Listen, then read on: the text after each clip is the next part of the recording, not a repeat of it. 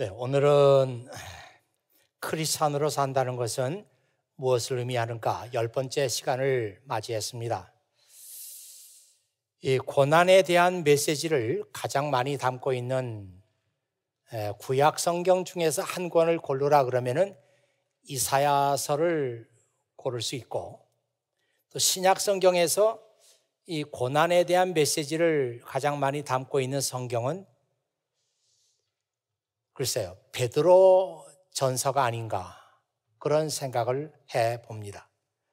베드로 전서는 서기 62년에서 65년에 예수님의 제자 베드로가 기록했습니다. 로마의 화재 사건이 서기 64년 7월 18일에 일어난 것을 감안하면 그때 황제는 네로라고 하는 황제였거든요. 이 황제가 로마의 대화재 사건이 일어난 그 책임을 크리스찬들에게 돌려서 그때부터 크리스찬들에게 대대적인 박해가 시작이 됐습니다. 그래서 로마에 사는 크리스찬들뿐만 아니라 그 지중해 연안으로 피신해 있던 크리스찬들에게도 대대적인 박해가 가해졌습니다. 베드로도 역시 그 기간 동안에 순교한 것으로 알려지고 있습니다. 이 베드로는 고난받는 크리스찬들에게 두 통의 위로의 편지를 썼는데 하나가 베드로전서, 또 하나가 베드로후서입니다. 그 편지 속에 이런 구절이 나와요. 이것을 위해서 여러분은 부르심을 받았습니다. 그리스도께서 여러분을 위해 고난을 받으심으로 우리가 따라야 할 모범을 보여주셨습니다. 그러므로 그리스도의 발자취를 따르십시오. 이것을 위해 이것이라고 하는 것은 우리가 이 세상에 나가서 선한 일을 하는 것입니다. 그래서 이 영문으로 된 성경에 보면은 For God called you to do good. 하나님께서 우리가 선한 일을 하게 하기 위해서 우리를 부르셨어요. Even if it means suffering. 선한 일을 한다고 하는 것이 비록 이것이 suffering, 고난을 의미한다고 할지라도 just as Christ suffered for you. 그리스도께서 너를 위해서 고난을 받으신 것처럼. 그러니까 뒤에서부터 해석을 하면은 그리스도께서 당신을 위해서 고난을 받으신 것처럼 선을 행한다고 하는 것이 비록 고난을 의미한다고 할지라도 여러분들은 이 세상에 나가서 선을 행하게 하시려고 하나님께서 여러분을 부르셨습니다. 이렇게 해석하면 되겠죠?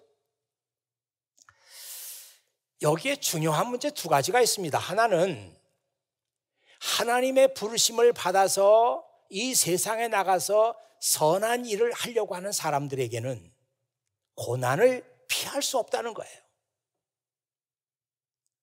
여러분들이 하나님의 부르심을 받아서 이 세상에 나가서 선하고 착한 일을 하려고 하면 반드시 고난을 받게 된다는 것이죠. 두 번째는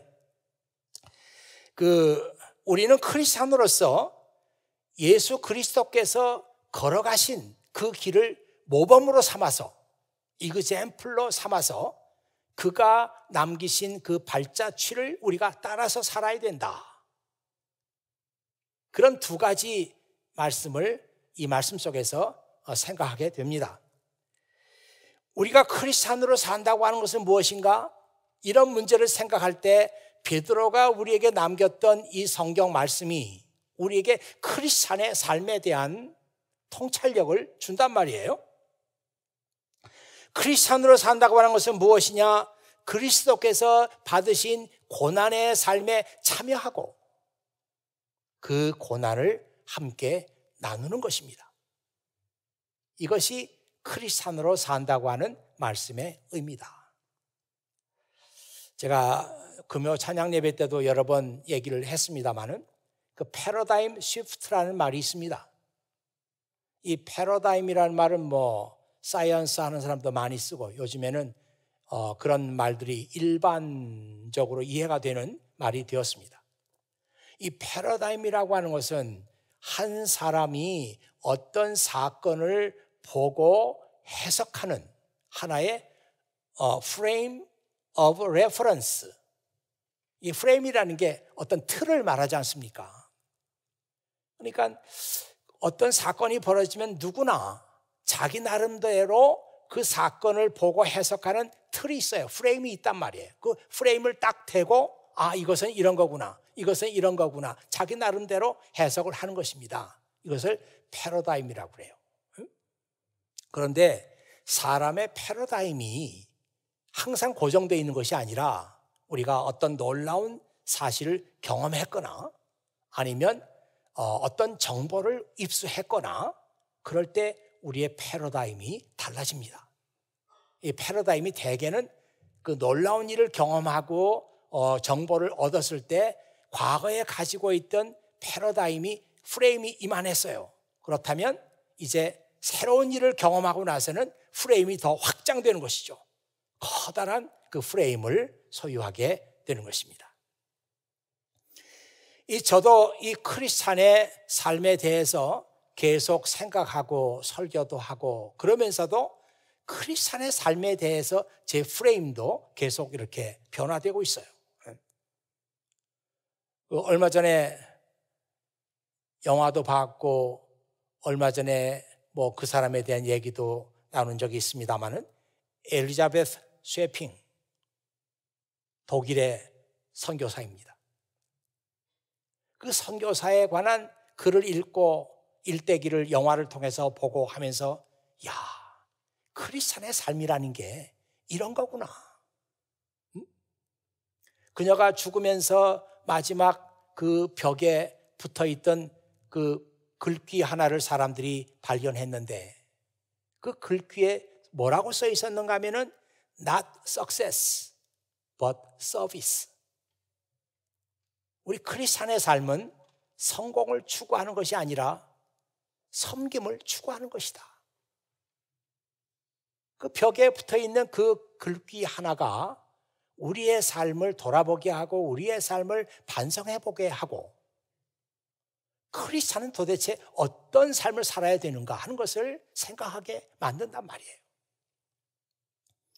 그런 독일 선교부에서 받는 그 선교비를 한 푼도 자기 자신을 위해서 쓰지 않고 다 조선 사람들을 위해서 다 사용했어요.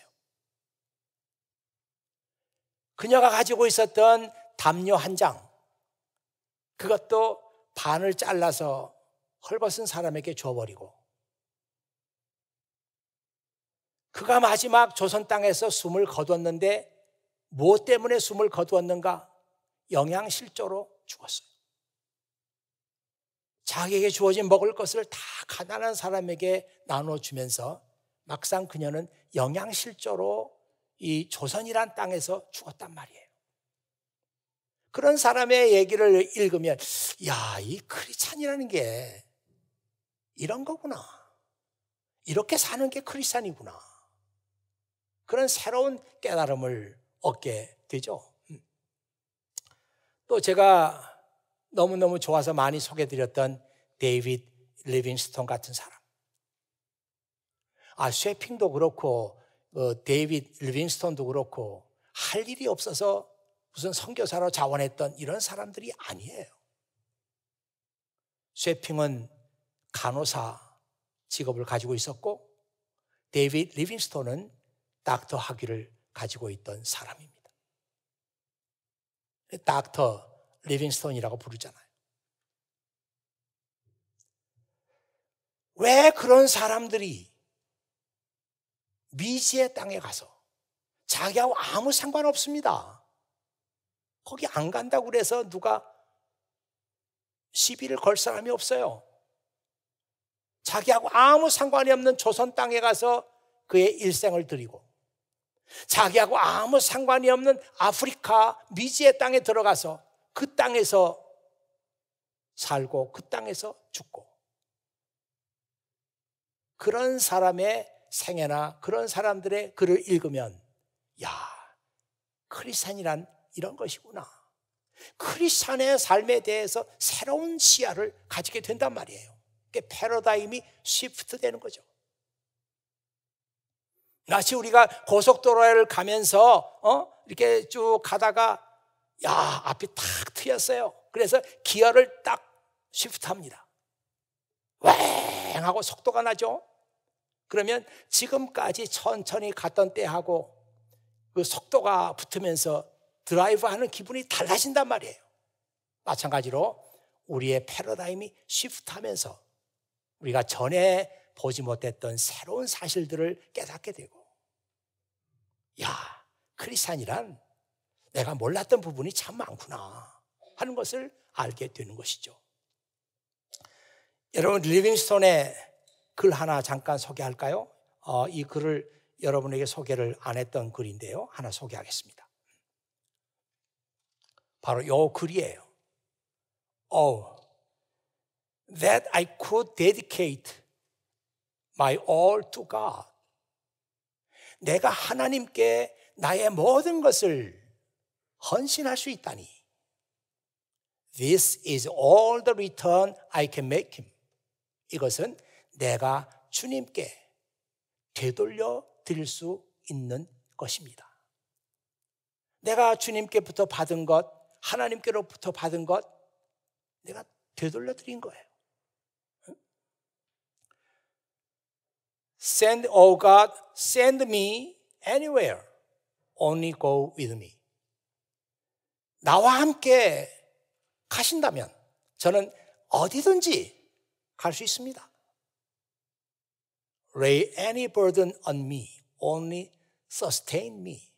주님께서 나를 붙잡아 주신다면 제 어깨에다가 어떤 짐이든지 올려놓으십시오.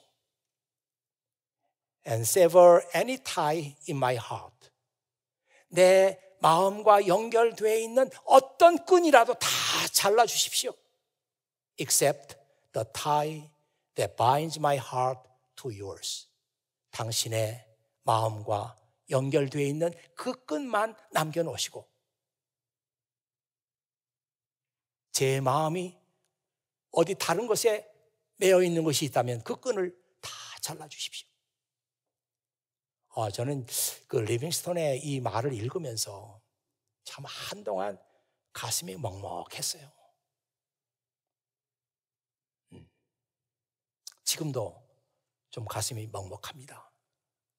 크리스찬으로 산다는 건 이런 거란 말이에요. 크리스찬으로 산다는 것은 예수 그리스도가 살았던 고난의 삶에 참여하고 그 고난의 삶을 다른 사람과 나누는 거예요. 이 나눈다는 말은 물론 다른 사람하고 나눈다 그런 의미가 있지만 자기 자신이 그렇게 사는 것을 의미하는 거예요. 우리가 정말 그렇게 살기 위해서는 예수님께서 어떤 고난의 삶을 살았는가 이걸 제대로 알아야 되잖아요. 제가 여러분과 함께 나누고 싶은 그 예수님의 고난에 대해서 알 수 있는 두 가지 성경 말씀을 여러분과 함께 나누고 싶습니다. 하나는 히브리서 5장 8절에서 9절이에요.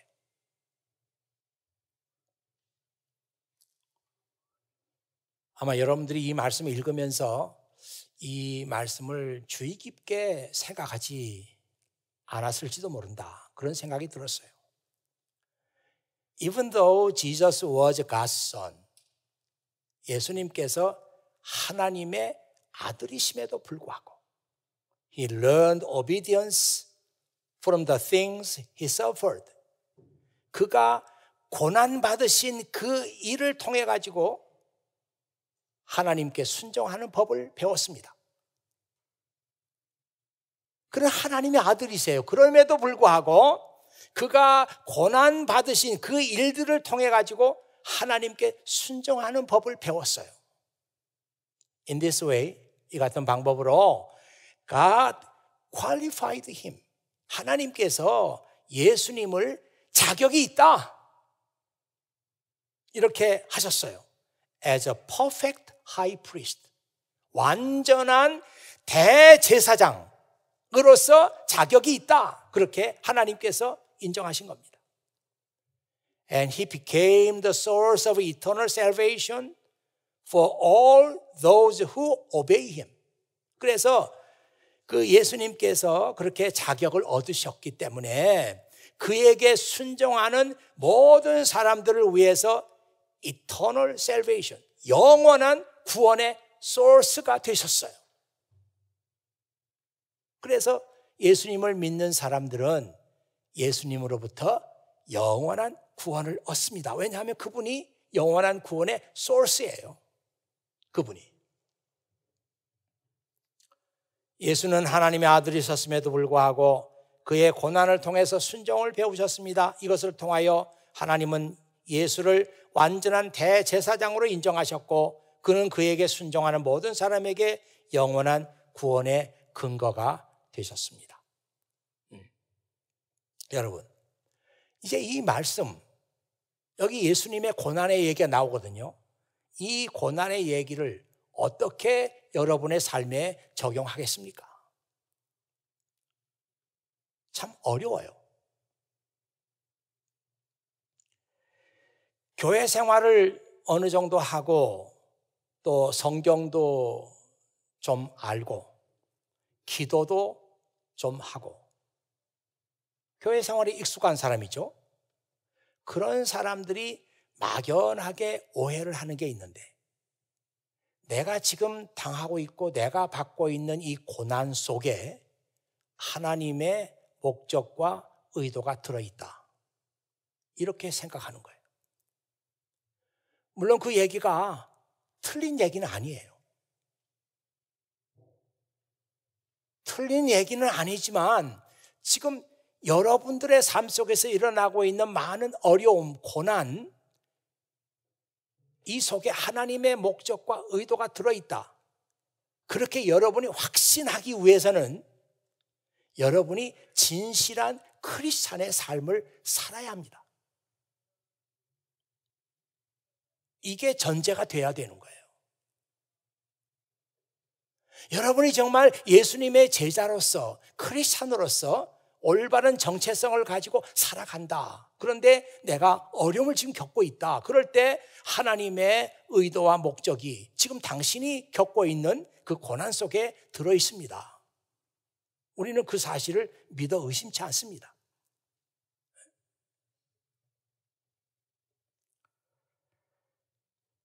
진실한 크리스찬으로 산다는 게 말은 쉽지만 어렵다는 것을 우리는 다 알아요. 하지만 여러분들이 크리스찬으로서 이 세상을 살아가면서 내가 진실하게 살아야 되겠다. 이런 몸부림이 있어야 되잖아요. 이런 고민이 있어야 되잖아요. 내가 정말 크리스찬으로 살려면 이래서는 안 되는 건데, 이렇게 행동하면 안 되는 건데, 그런 갈등이 있어야 되잖아요.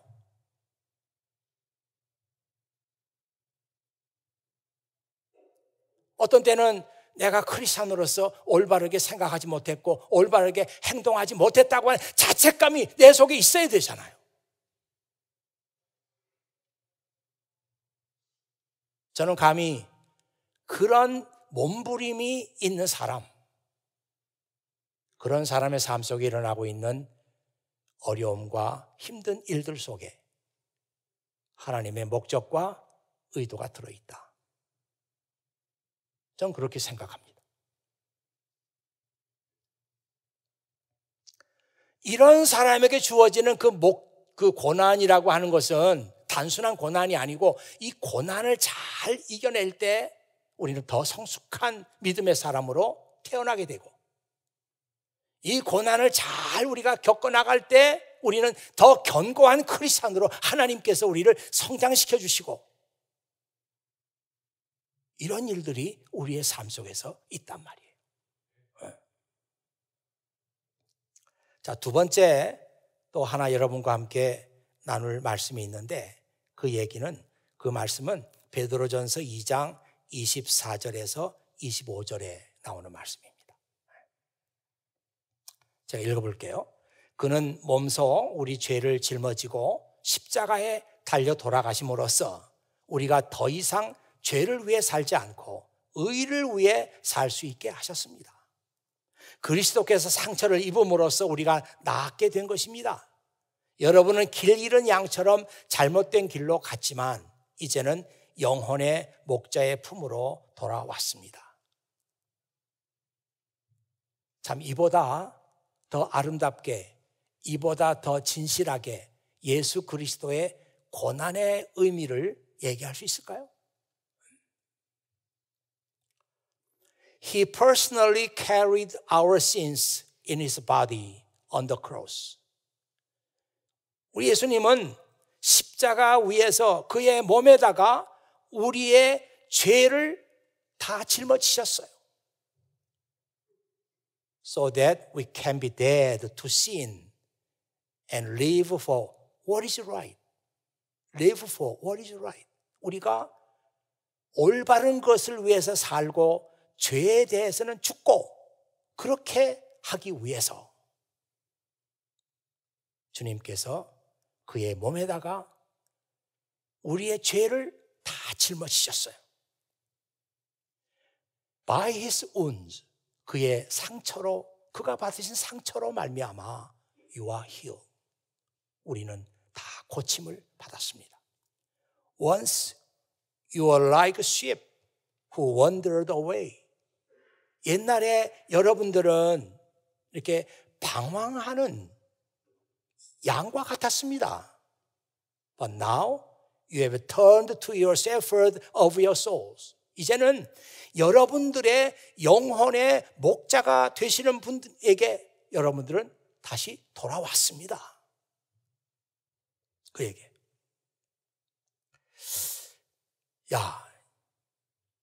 예수님께서 받으신 그 고난은 자기의 잘못 때문이 아니고 다른 사람이 받으실 그 고난, 다른 사람이 받아야 되는 어려운 문제, 다른 사람이 받아야 되는 아픔, 절망, 염려, 근심, 이것을 예수님께서 다 떠맡았다는 것이에요. 저는 이 말씀을 생각하면서 그 조세프 그 스크리븐이라는 사람이 쓴 유명한 찬송가 죄짐 맡은 우리 구주, 그 찬송가 가사를 생각했어요. 여러분 다 아시잖아요. 죄짐 맡은 우리 구주 어찌 좋은 친구인지, 걱정 근심 무거운 짐 우리 주께 맡기세. 그분은 우리의 모든 걱정과 근심을 다 떠맡으신 분이야. 그러니 우리가 기도를 통해서 그분께 우리의 염려와 걱정과 근심을 가지고 간다고 하는 것은 얼마나 큰 축복이고 얼마나 큰 프리빌리지, 특권인가. 그게 이제 그 찬송가 가사잖아요.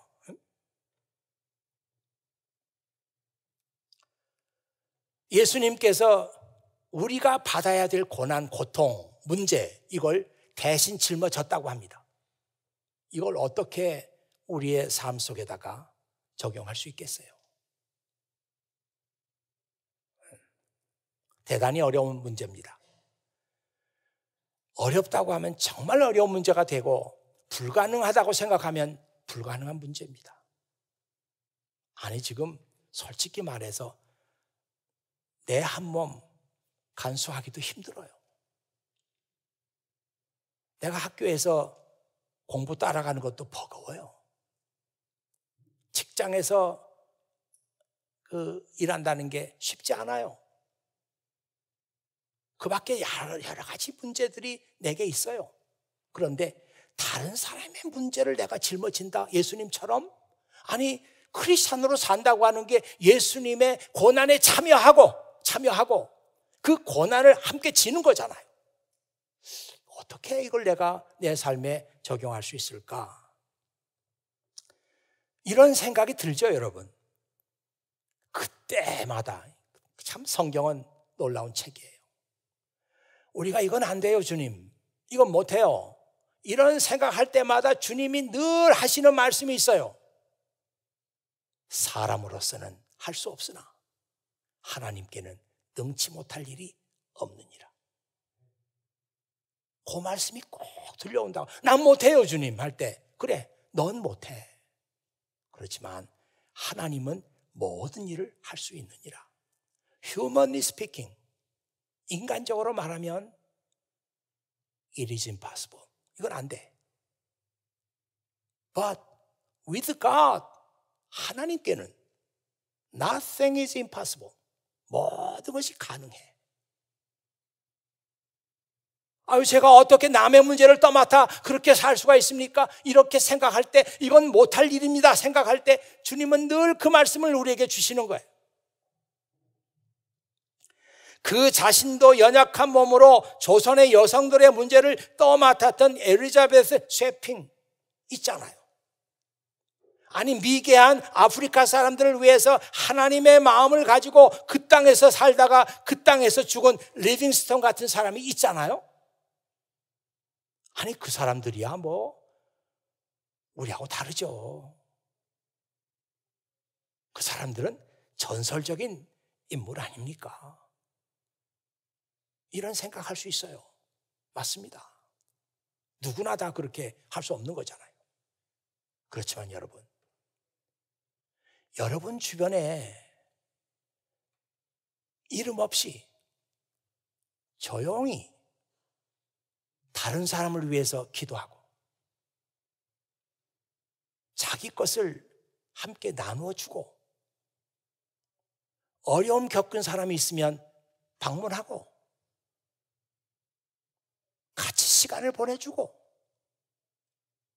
힘들고 어려울 때 옆에 있어주는 사람들이 있단 말이에요. 저는 이런 사람들이야말로 예수 그리스도의 고난에 참여하는 사람들이고 이런 사람들이야말로 예수님의 고난을 함께 나누는 사람들이라고 생각하는 겁니다.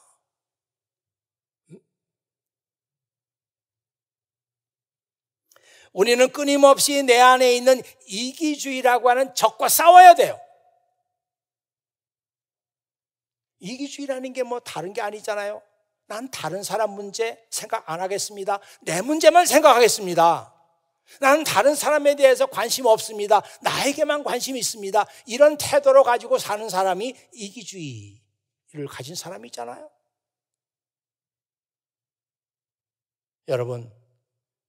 여러분들이 앞으로 어떻게 믿음 생활할지 잘 모르겠어요. 앞으로 5년 후, 10년 후, 20년 후에 여러분이 어떤 크리스찬이 되어 있을지 잘 모르겠어요. 그렇지만 여러분 속에 지금 있는 이기주의, 난 다른 사람 문제 상관없습니다. 내 문제만 상관하겠어요. 그건 그 사람의 문제지 제가 왜 그 사람 문제에 관계해야 합니까? 이런 이기주의.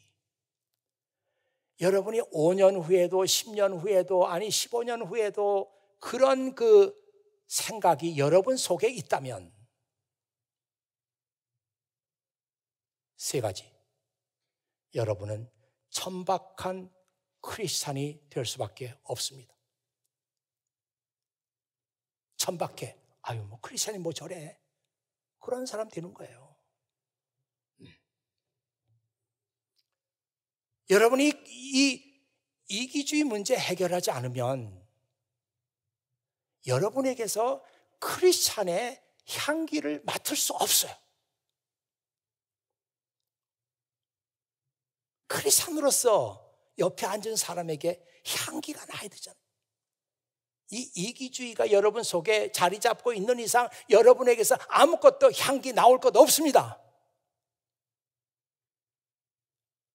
세 번째로 이기주의 문제 해결하지 않으면 여러분들은 주변 사람들에게 어떤 영향력도 가질 수 없어요.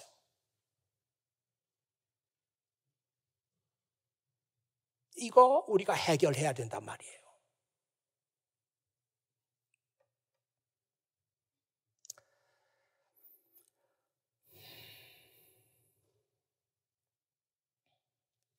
내가 왜 그렇게 해야 되지? 내가 왜? 이런 질문이 끊임없이 내 속에서 나옵니다. 그때 여러분은 대답하세요. 왜냐하면 내가 왜 그렇게 해야 되냐면 난 크리스찬이니까. 꼭 그렇게 하세요. 난 크리스찬이니까. 나는 예수님의 고난에 참여하고 예수님의 고난을 나눠야 되는 사람이니까. 내가 왜? 난 크리스천이니까. 난 예수님의 고난을 나눠야 하고 예수님의 고난을 내가 참여해야 되는 사람이니까. 그렇게 대답을 하세요. 스스로에게. 여러분, 이 말씀을 한번 보십시오. 골로새서 1장 24절에 나오는 말씀인데요. 이 말씀이 개역 성경, 우리 성경으로 보면 어렵게 나와 있어요. 무슨 말인지 몰라요. 그래서 이 말씀이 얼마나 중요한지를 몰라요. 한번 보세요. I'm glad when I suffer for you in my body. 지금 바울이 얘기하는 겁니다.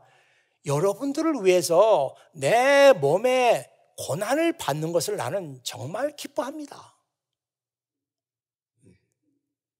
그런 뜻이죠. I am glad when I suffer for you in my body. 내 몸에 여러분을 위해서 어려움을 겪고 고난을 받을 때 나는 기뻐합니다. For, 왜냐하면 I'm participating in the sufferings of Christ.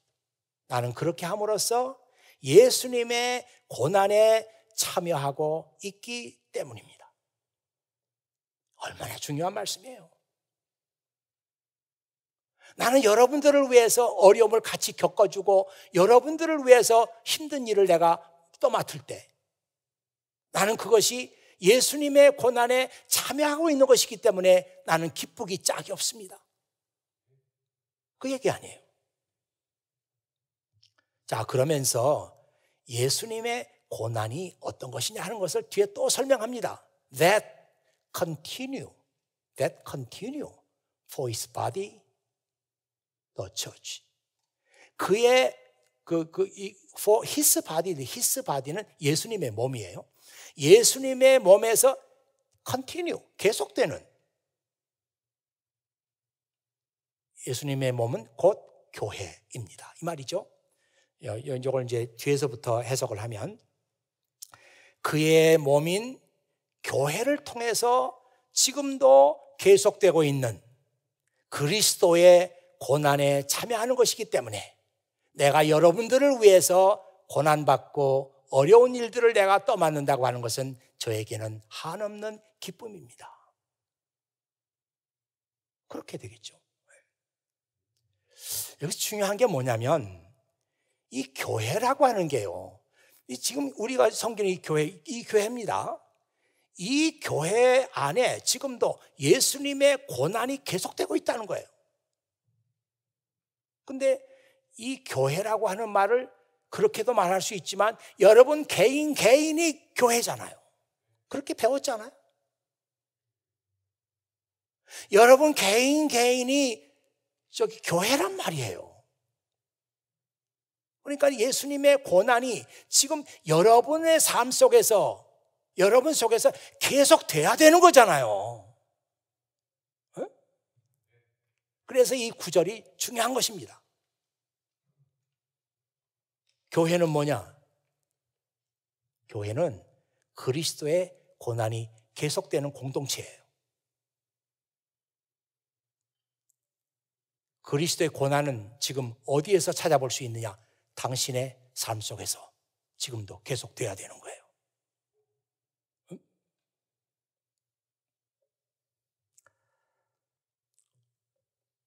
제 설교를 마치면서 오늘 누가복음 22장 28절에서 29절에서 읽었던 이 말씀을 한번 여러분과 은혜를 나누고 오늘 제 설교를 마치겠습니다. 이 누가복음 22장 28절에서 29절에 나오는 말씀, 물론 예수님 말씀이죠. 예수님께서 제자들에게 주신 말씀인데요. 엄청 중요한 말씀이에요. 이 성경에는 이렇게 중요한 말씀이 꽉 차 있습니다. 한마디도 버릴 말씀이 없어요, 성경에는. You have stayed with me in my time of trial. 지금 예수님께서 제자들에게 말씀하시는 거예요. 너희들은 나의 그 힘든 시간, 내가 고난받고 내가 초조해하고 염려하고 걱정하고 고난받고 이 힘든 시간을 나와 함께한 사람들이야. 이게 얼마나 중요해. 그러니까 You have stayed with me in my time of trial. 너희들은 나의 어려움 시간을 함께 나눈 사람들이에요. And 그래서 just as my father has granted me a kingdom. 내 아버지께서 나에게 킹덤, 왕국을 주신 것처럼 I now grant you the right, 권리를 준단 말이죠. 권리를 준다. To eat and drink at my table in my kingdom. 내 왕국에서 그 식탁에 앉아 먹고 마실 수 있는 the right, 권리를 너희들에게 준다. 정말 엄청난 말씀입니다. 여러분 성경에 보면요, 구약 성경에 예언자들이 했던 말, 특별히 이사야서나 이런 그 말씀들을 보면은 정말 우리 하나님의 백성들이 가장 마지막 고울, 하나님의 백성들이 마지막 바라는 그 픽처가 나와요. 이 픽처가 뭐냐면 하나님의 식탁에서, 하나님께서 차려놓은 식탁에서 같이 앉는 거예요. 그 자리에. 거기서 먹고 마시는 거예요. 바로 예수님께서 그 얘기를 하고 계세요. 예언자들이 그렇게 꿈꿨던 그 자리. 세상 마지막 날 그 요한계시록에도 이 테이블, 주님의 테이블 얘기가 또 나옵니다. 거기도. 근데 그 테이블에 앉아가지고 먹고 마실 수 있는 그 the right, 그 권리, 자격을 너희들에게 준다. 왜냐하면 너희들은 내가 힘든 시간에 나와 함께 있었어요. 나의 고난을 같이 나눴다는 얘기예요. 나의 고난에 너희가 참여했다는 얘기입니다. 그래서 내 테이블에 앉을 수 있는 고난을 너희에게 준다. 우리 크리스찬의 삶은 무엇인가? 그냥 마음 편하게 사는 건가? 기쁘게 사는 건가? 착한 일 하는 건가? 그렇게 알았는데 오늘 크리스찬의 삶은 예수님의 고난에 참여하고 그 고난을 나누는 삶을 사는 것이다. 그렇게 알았는데 그 얘기가 정말 그 마지막 그 하나님의 나라에서, 하나님의 왕국에서 주님이 만드신 그 테이블에 함께 앉아서 먹고 마시는 그 문제하고 직결되어 있어요. 직결. 그러니 우리가 크리스찬으로 산다는 게 무엇인가 할 때, 주님과 함께 고난을 받는 것이고 그 고난을 함께 나누는 삶을 살아야 되고 예수님께서 남겨놓으신 그 발자국을 그대로 따라가면서 살아야 되고 우리가 비록 어려움을 당해도 그것이 주님의 고난에 참여하는 것이기 때문에 기쁘고 이것이 크리스찬의 삶이구나. 이렇게 살아가는 사람에게 주님께서 너희들 내 왕국에서 내가 테이블을 만들 텐데 그 테이블에 너희들이 참석할 수 있는 권리가 주어지는 거예요. 그렇게 말씀하셨습니다. 제 설교를 마치겠습니다. 부디 여러분들에게서, 여러분들의 삶에서, 말에서, 행동에서, 여러분의 실천적인 삶의 현장에서 예수님의 고난에 참여하고 예수님의 고난을 함께 나누는 이 모습들이 지금부터 보이기 시작해야 된단 말이에요.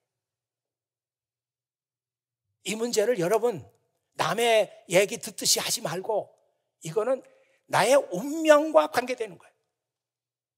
나의 미래와 직결되는 거예요. 이렇게 생각하고 심각하게 생각해요. 지금부터 여러분들이 내가 주님의 고난에 참여하고 주님의 고난을 나눠야 되는데 그렇게 하지 못하는 그 시간들, 나의 행동, 나의 말, 고민하고 회개하고 몸부림치고, 그러면서 하나하나 여러분의 말도 바뀌어나가고 행동도 바뀌어나가고, 내 가슴 속에 들어있는 이기주의라고 하는 것, 나만 생각하겠다고 하는 것이 서서히 없어져 가고, 이런 변화의 삶이 여러분에게서 시작되기를 바랍니다. 아마 하나님께서 가장 기뻐하시는 게 바로 그 일이 아닐까 싶어요. 야, 너의 삶에서 변화가 시작되었구나. 바로 그런 여러분들이 되시기를 주의 이름으로 축원합니다. 기도하겠어요. 아버지 하나님 감사합니다. 오늘도 아버지 하나님께서 저희들을 이 한자리에 불러 모으시고 크리스찬으로 산다고 하는 것은 무엇인가? 우리가 그동안 심각하게 생각하지 않았던 문제들을 다시 꺼내서 들려주시고 깨닫게 하시고, 그래서 내 속에 나만 생각하는 이기주의라고 하는 것을 걷어낼 수 있도록 아버지 하나님께서 인도해 주시니 감사합니다. 내 주변에 나의 기도가 필요한 사람들이 있고, 나의 도움이 필요한 사람들이 있고, 내가 뭔가 나눠줘야 될 그런 사람들이 있는데, 내가 왜 이런 그 마음이 들 때마다 나는 크리스찬이니까, 나는 예수님의 고난에 참여하고 그 고난을 나눠야 할 사람이니까, 이렇게 스스로 대답하며 우리의 삶에 변화의 조짐이 나타나기를 간절히 소원합니다. 모든 감사, 모든 영광 주님께 올려드리오며 예수님의 이름으로 기도하옵나이다. 아멘.